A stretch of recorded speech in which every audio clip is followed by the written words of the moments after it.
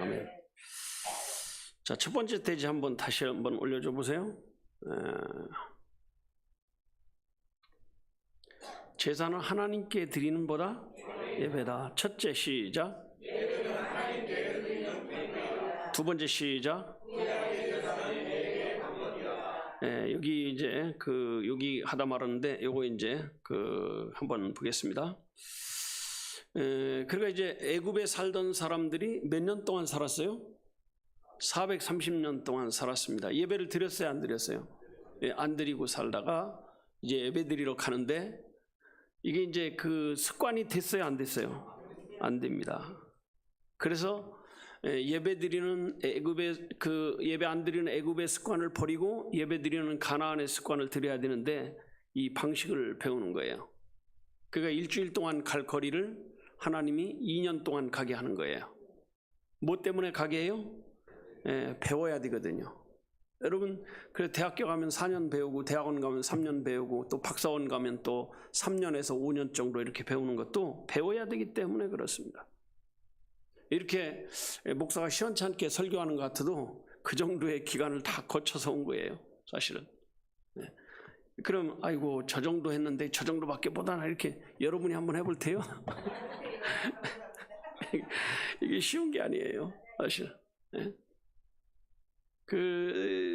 저는 옛날 목사님들 보면 참 위대하다는 것이 어떻게 저렇게 잘할까. 그래서 보니까 그분들도 다 영어 성경 복사하고 또 번역하고 이래서 이렇게 설교를 다 배워서 하시더라고요. 그냥 척 나오는 게 아니에요. 밥 하는 게 쉽냐 어렵냐 그러면 어렵습니다.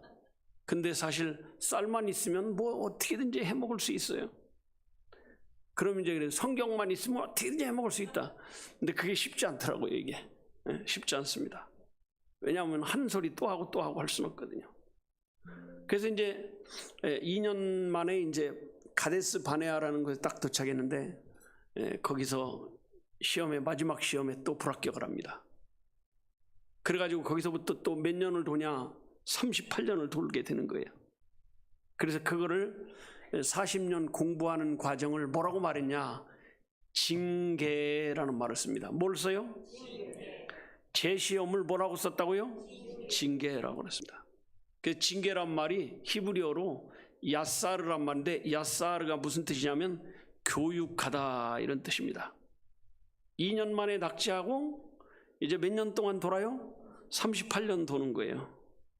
40년 만에 이스라엘은 1세대는 다 망한 거예요, 사실은.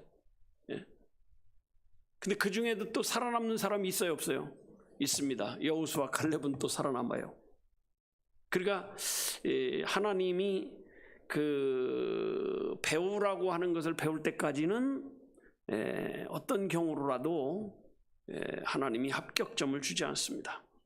그리고 이수의 아들 학점이라는 게 있어요. 필수 이수라는 게 있습니다.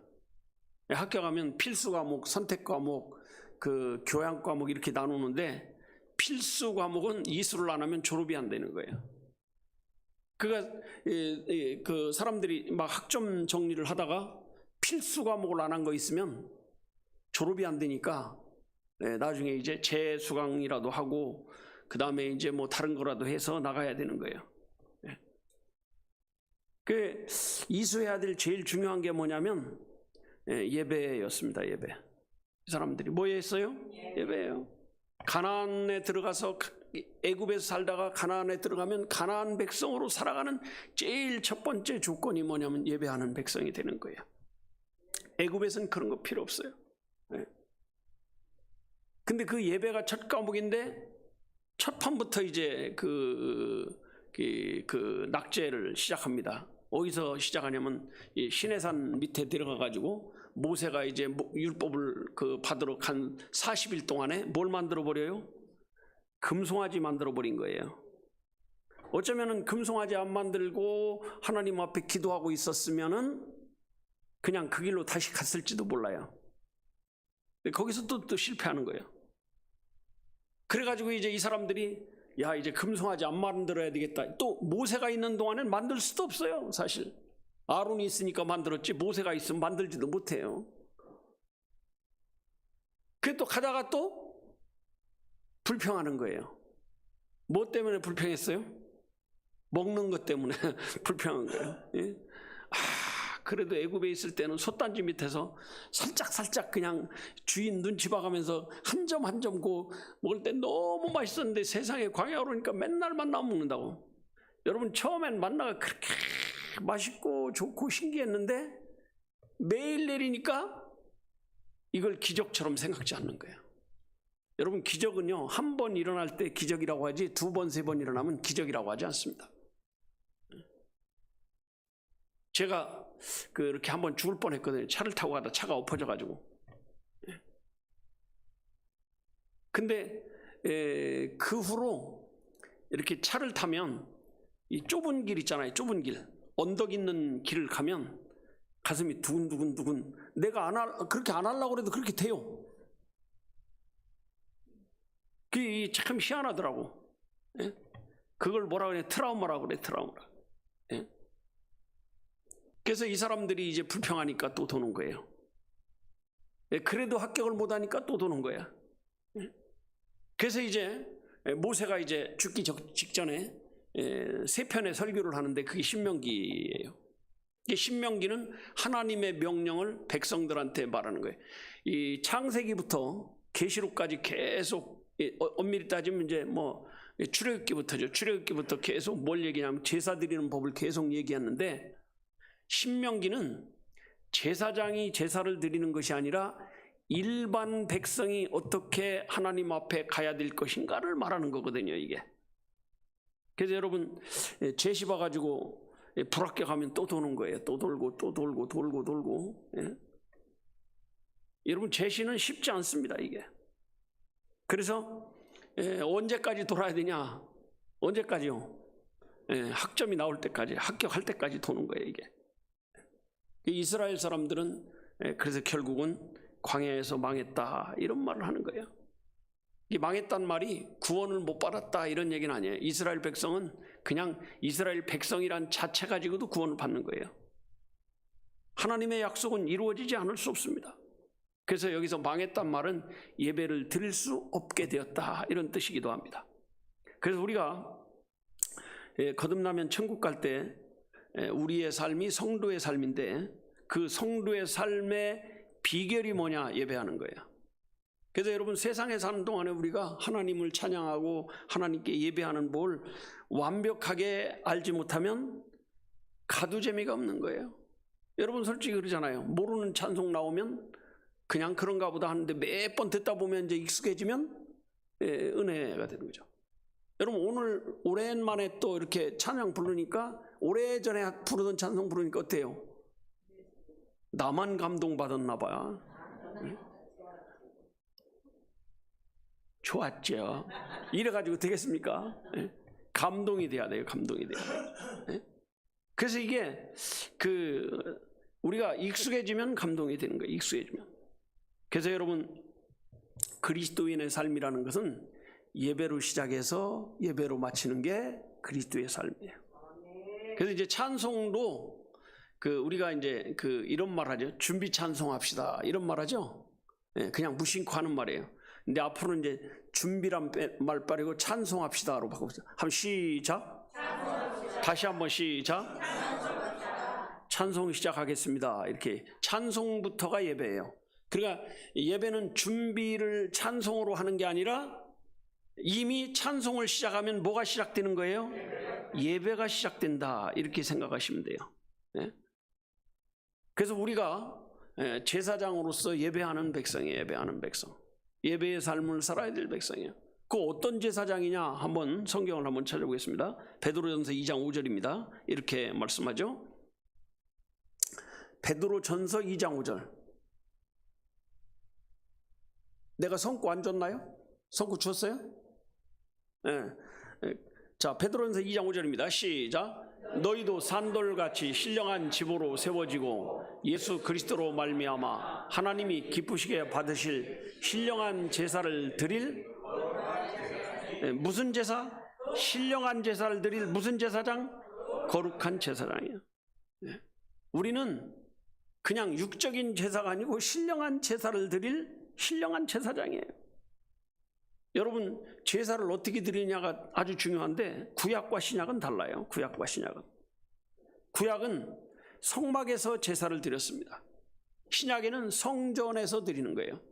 근데 그 성전이 이 집이 성전이 아니고 우리 예수 믿는 사람 자신이 뭐예요? 성전입니다. 그래서 하나님이 구약 시대는요, 뭐 날짜도 정해주고 그 다음에 그 어떻게 하라는 것도 정해주고, 번제는 어떻게 하고 소제는 어떻게 하고 속죄제는 어떻게 하고 속건제는 어떻게 하고 화목제는 어떻게 하고 다 일일이. 그래서 우리가 제사론을 연구하는 이유가 뭐냐면 오늘날 우리가 드려야 할 예배에 대한 답이 거기에 있기 때문에 그렇습니다. 그 제사론이 중요한 거예요. 여러분, 우리가 성막론을 배운 다음엔 제사론을 하는 이유가 여기 있는 겁니다. 그래서 예배는 성도의 가장 중요한 삶이에요. 이거보다 중요한 건 성도에게 없습니다. 여러분, 다윗이 큰 죄를 졌습니다. 그렇죠? 무슨 죄를 졌는지 혹시 아세요? 하나는 간음죄를 졌습니다. 남이 부인을 뺏은 거예요. 그게 좋은 일이야, 나쁜 일이야? 악한 일이야, 좋은 일이야? 악한 일이에요. 그 또 자기가 뺏은 것도 간음한 것도 잘못됐는데 그 남편을 죽여버려요 또. 그래서 간음죄와 살인죄는 보통 사람이 지을 수 없는 아주 나쁜 죄예요. 그렇죠? 근데 그 죄 때문에 그 아들 하나가 죽어버립니다. 그 죄 때문에. 그래서 밧세바가 낳은 그 아들 죽어버리잖아요. 첫 번째 아들이 죽어버린 거예요. 근데 어느 날 이 사람이 자기 백성을 생각하면서 야, 우리 백성이 크다 그래가지고 그 인구조사를 합니다.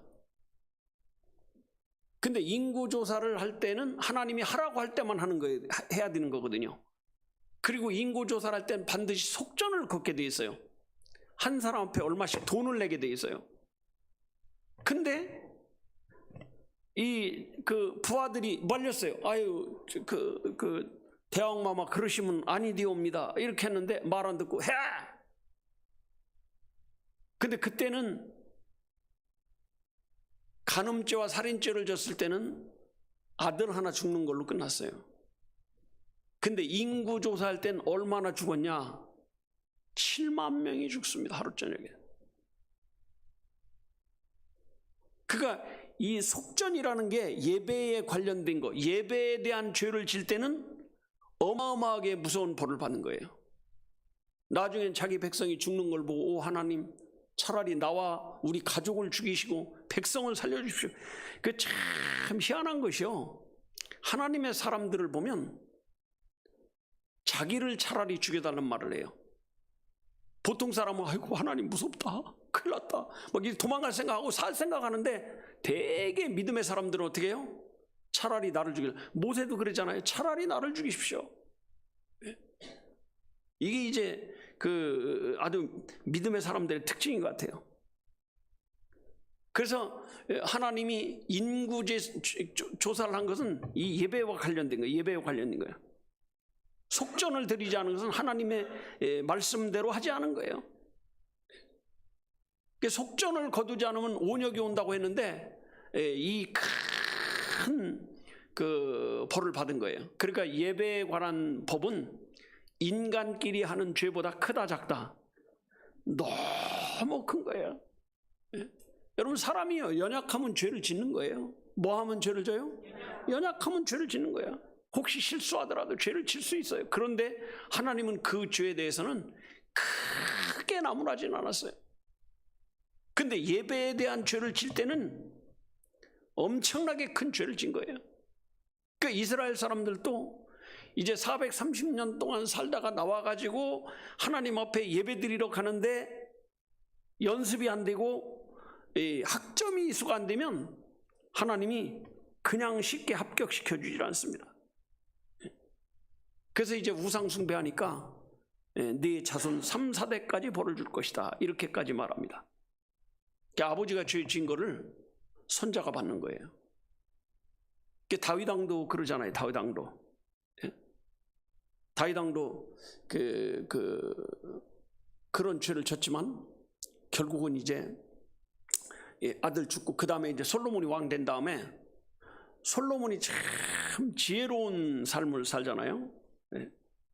근데 또 여기 이제 그 문제가 뭐냐면 그 솔로몬은 우상 숭배하는 왕이 아니었음에도 불구하고 누가 우상 숭배? 부인들이 우상 숭배는, 부인들을 너무 많이 얻어놓으니까 이제 그 당시에는 이제 일부 다처 시대이기도 하고, 왕은 또 어떤 일이 있냐면 우리나라도 그 고려 시대의 그 초대 왕이 누구예요? 몰라. 누구요? 왕건이잖아, 왕건. 예. 왕건이 부인이 몇 명이래요? 29명이래잖아요. 예? 그 왜 그렇게 많으냐면 어느 지역을 정복하면 그 지역의 추장딸이나 족장딸이나 제일 높은 사람의 딸을 부인으로 맞이하는 거예요. 나이에도 상관없어, 그때는. 예. 근데 솔로몬도 그때 조공을 받는 나라의 공주들을 다 받아들인 거예요. 근데 원래 그렇게 받아들였다 하더라도 솔로몬이 뭘 했어야 되냐면 그 사람들이 가져온 우상에 대해서 단호하게 거절을 했어야 돼요. 근데 솔로몬이 마음이 좋아요. 이게 마음 좋은 게 아니에요. 단호할 땐 단호해야 되는데, 마마 고향이 그립습니다. 이거라도 섬기게 해주세요. 그럼 그래 저는 이거 섬겨요. 그래 그러다 보니까 여기저기 우상 숭배하게 된 거예요. 그가 하나님이 주먹으로 딱 들었다가 내가 그러면 뭐라 그래요? 아유, 네 대엔 놔두겠다. 네 아들 때 나라 갈라지겠다, 이렇게 얘기하는 거죠. 그러니까 엄밀히 따지면요, 르보암이 아주 악한 짓을 해가지고 나라가 갈리게 됐지만 실질적으로 누구 죄예요? 솔로몬의 죄로 그렇게 된 거예요. 예. 우상 숭배하는 것을 단호하게 끊지보다 솔로몬 왕이 우상 숭배한 게 아니에요. 그 부인들이, 이방에서 온 시집온 부인들이 이런 일을 저지르는데 거기에 대해 단호하게 끊지 못한 거예요. 여러분, 그래서 이방에서 시집온 우리 기독교인의 시집 오는 사람이 있을 때 단호하게 우상을 끊어야 될 줄로 믿습니다. 그러니까 우상 숭배하는 것을 보고 화를 내지 않으면 그게 죄가 되는 거예요. 다른 걸로는 화내면 안 돼요. 그러나 우상 숭배하는 걸로는 뭘 해야 된다? 화를 내야 되는 거예요.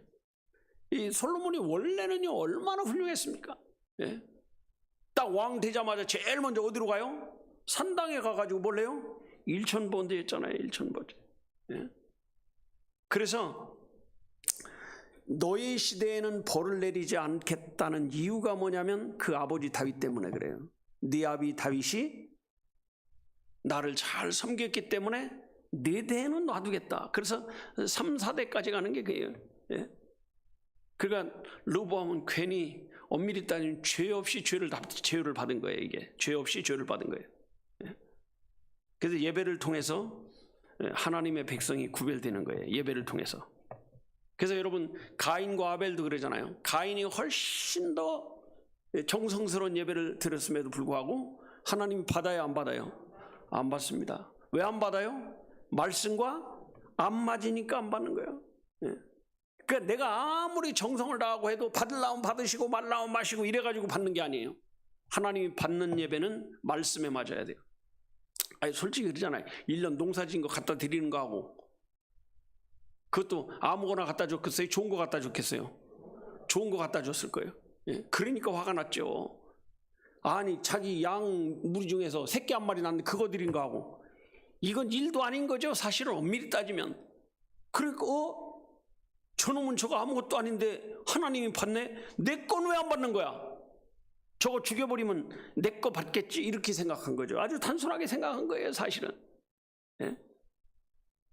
그래서요, 부모가 하나님을 잘 섬기면 자손들도 복을 받는다는 게 부모 덕으로 받는 게 아니라 부모가 배우는 거거든요.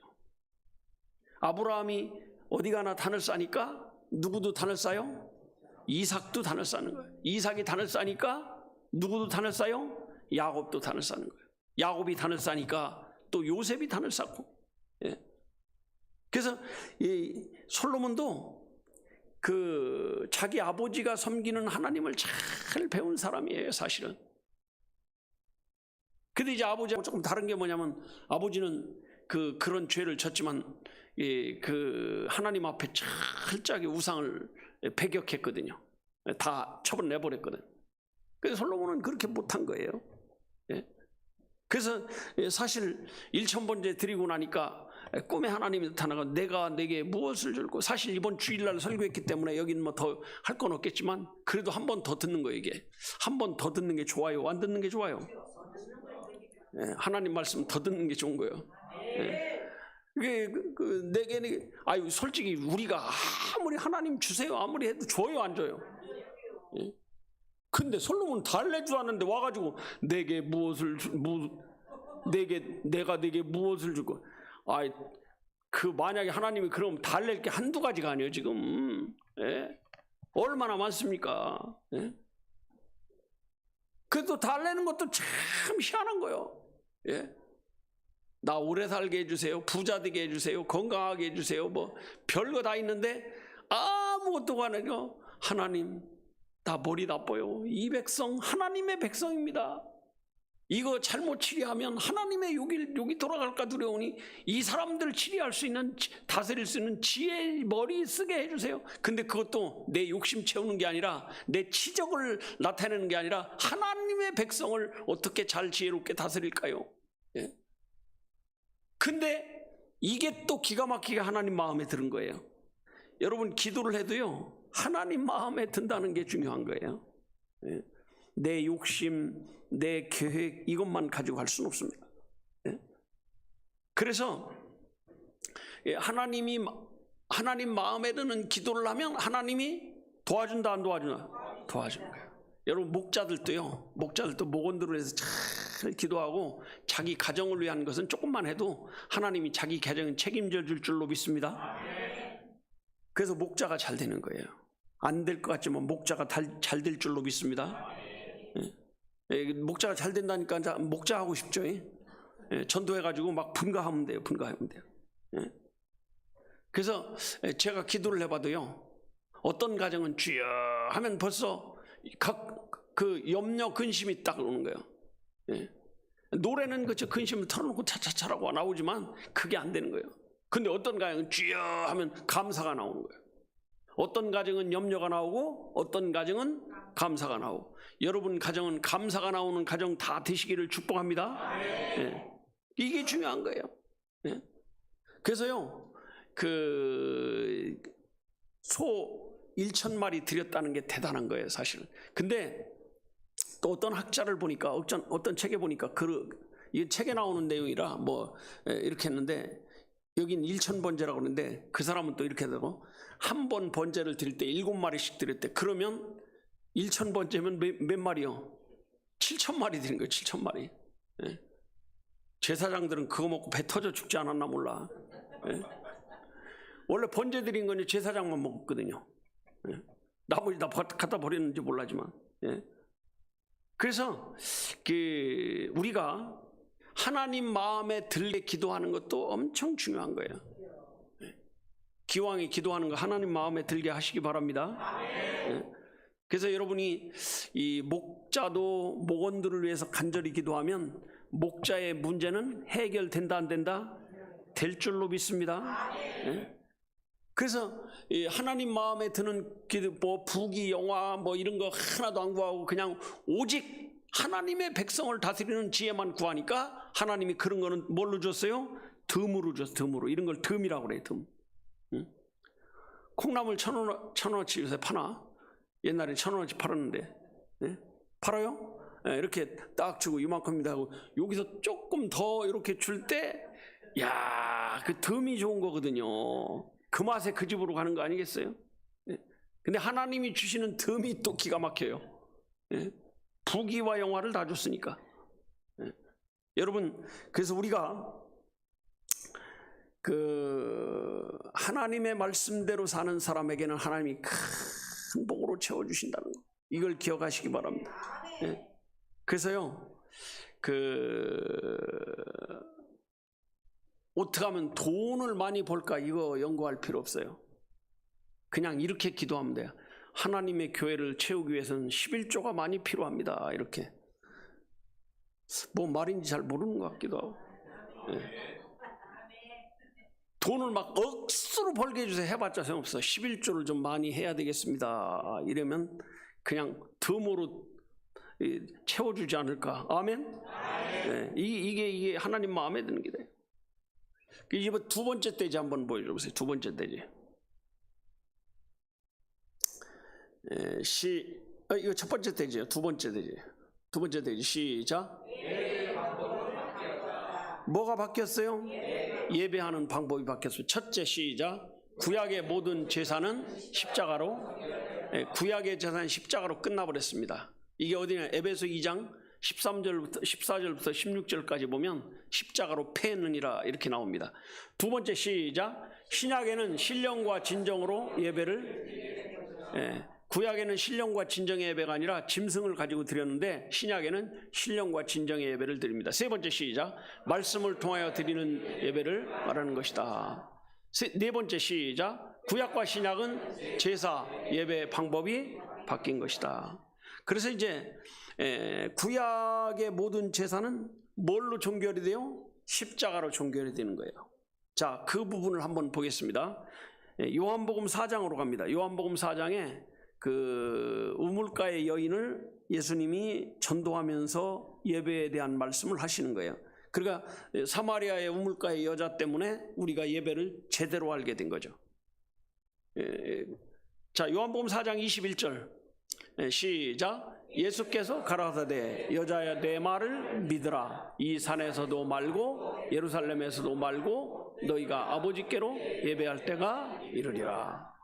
예수님이 사마리아 지역을 지나가다가 우물가에 가서 여자가 물깃는 거 보고, 원래요 예수님은요 거기를 왜 갔냐? 그 여자 전도해야 되니까 가신 거예요. 하나님의 계획은 다 있는 거예요. 그냥 무심코 지나가다가 우연히 만난 게 아니에요. 우리의 만남은 뭐가 아니야? 우연이 아니야. 이게 딱 맞는 거예요. 그게 믿음의 사람들이 지었기 때문에 그렇게 하는 거예요. 그러니까 그 여자를 전도하러 갔는데 여자한테 물 좀 다오 그랬더니, 뭔 사마리아 남자가, 유대인 남자가 사마리아 여자한테 물은 달란다요? 그러니까 야, 내가 지금 너 물 달라는 사람이 누군 줄 아냐? 내가 누군 줄 알았으면 너는 영생하도록 마르지 않는 물을 달랄 거야. 내가 여기서 필 거야. 그러니까 그런 물도 있습니까? 그러니까 그런 물 좀 있으면 주세요. 그러니까 뭐라 그래요? 남편 불러오면 줄게 이거죠. 그러니까 이 여자가 뭐라 그래요? 뻔뻔하게 남편 없어요. 너 5명 데리고 살았는데 요번에 애도 차버렸지. 그리고 또 얻으려고 그러지. 이 여자가 깜짝 놀란 거죠. 아이고, 이분 나의 모든 행적을 그냥 본 적이 없는데 다 말하시네. 선지하구나. 그래서 한 가지 선지하니까 물어봅시다. 우리는 이 그리심산에서 여태까지 쭉 예배를 수백 년 동안 해왔는데, 아니 예루살렘에서 예배한다고 하는데 어떤 게 맞습니까? 이렇게 물어본 거죠. 그때 예수님이 뭐라고 그래요? 여자여 내 말을 믿으라. 이 산에서도 말고 예루살렘에서도 말고 너희 아버지께 예배할 때가 이르리라. 그러면서 뭐라고 그래요? 22절에 너희는 알지 못하는 것을 예배하고, 이게 뭐냐면 니네 예배 틀렸어야, 그리심산 예배 틀린 거여야 그 얘기예요. 그 다음에 우리는 아는 예루살렘 예배가 맞다는 거죠. 그래서 왜 그러냐? 이는 구원이 유대인에게 남이니라. 이렇게 말하면서 그 다음 절 보면 이렇게 말하죠. 아버지께 참으로 예배하는 자들은 신령과 진정으로 예배할 때가 오나니 곧 이때라. 아버지께서는 이렇게 자기에게 예배하는 자를 뭐요? 찾는다. 그러니까 아버지는 이런 분이야. 예배하는 분을 찾는 분이야. 이 얘기예요. 그러니까 원래는 예루살렘에서 예배하는 게 맞았는데 니넨 그것도 모르고 그냥 드린 거 틀려 먹은 거야. 그렇지만 이것도 저것도 다 이제 끝나고 이제는 뭐예요? 신령과 진정으로 예배할 때가 온다는 거죠. 예? 그래서 이제 이 여자가 예수님 만나가지고 구원을 받은 거예요. 구원을 받으니까요, 구원받은 사람의 특징이 뭐예요? 즉시 어떻게 해요? 야, 이거 전해야 되겠다. 동네방네 가서 떠들고 다니는 거예요. 여러분, 내 이 못된 행실을 아는 사람을 만났어요. 이분은 선지자가 맞아요. 막 그러니까 사람들이 뭐 저런 여자가 있냐? 그러더니 자기들끼리 너 조용해. 우리가 가는 거지 네 전도 받고 가는 게 아니야. 막 이렇게 사람들이 참 의리가 없어요. 예. 야, 너 때문에 우리가 구원받았다. 이렇게 고맙다. 이렇게 해야 맞는데, 그쵸? 이 여자 때문에 예수님 만나러 간 거잖아요. 자기들이 갔더라도 처음에 시작을 할 때 소개를 해준 거잖아요. 그럼 거기에 대해서 공로를 해야 되는데, 너 이제 왜냐면 이 여자의 행실을 너무나 잘 알고 부끄럽게 생각했기 때문에 그런 거거든요. 예. 그래서 이제 구약의 예배는 양 잡아서 특별한 장소에서 드리는 거거든요. 근데 신약의 예배는 특별한 장소가 아니에요. 믿는 사람이 모이면 그것이 성전이었습니다. 지금 우리가 모인 곳이 성전이에요. 네? 이제는 양을 잡아 드리는 것이 아니라 예수의 피를 가지고 드리는 거예요. 그래서 자꾸 우리 구원론하고 구원에 대한 얘기하고 이거 하는 게 예배예요. 사실은 엄밀히 따지면. 그래서 이 신령과 진정할 때 진정이란 말이 알레데이아란 말이 진리거든요. 진리. 참되다 이런 뜻이거든요. 참되다. 그래서 새로운 번역에는 이제 진정이란 말은 진리란 말로 이렇게 번역했는데, 진리는 말씀이, 복음의 말씀이 진리거든요. 이제는 예배를 통해서, 말씀을 통해서 드리는 예배를 우리가 드리고 있습니다. 새로운 예배들이, 이걸 영적 예배라고 합니다. 새로운 예배를 무슨 예배라고 그래요? 영적. 구약 시대엔 양 잡아 드렸지만 신약은 뭐예요? 말씀을 가지고, 복음을 가지고 예배를 하는 거예요. 우리가 지금 신령과 진정의 예배를 드리고 있습니다. 그래서 우리를 뭐라고 그러냐? 거룩한 제사를 드릴 신령한 제사장. 거룩한 제사장이에요. 베드로전서 2장 5절을 한번 다시 한번 보겠습니다.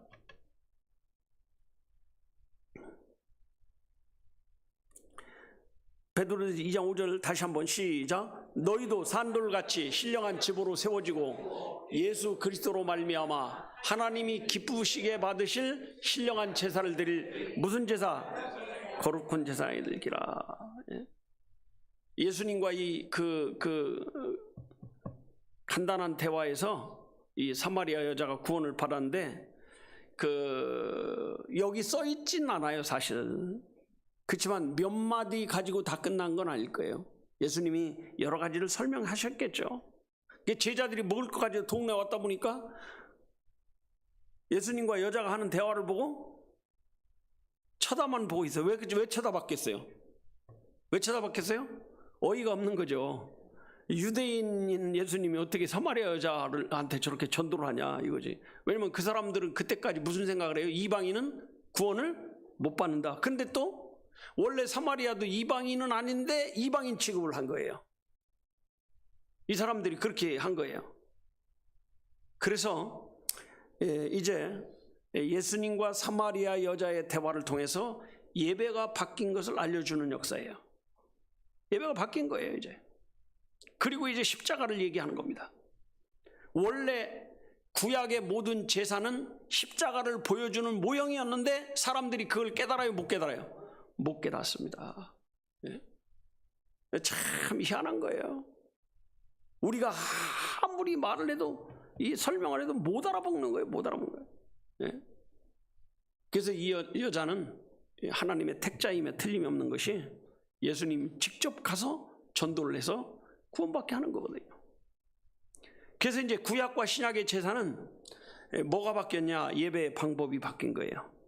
그래서 예배가 이제 십자가 이전에는 모형적 제사였다면 십자가 이후에는 이제 실제 십자가의 은혜를 가지고 예배를 하는 거예요.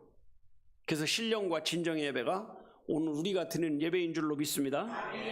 그래서 네 번째 소지는 다음 주 수요일 날 다시 이어서 하도록 하겠습니다. 기도하겠습니다.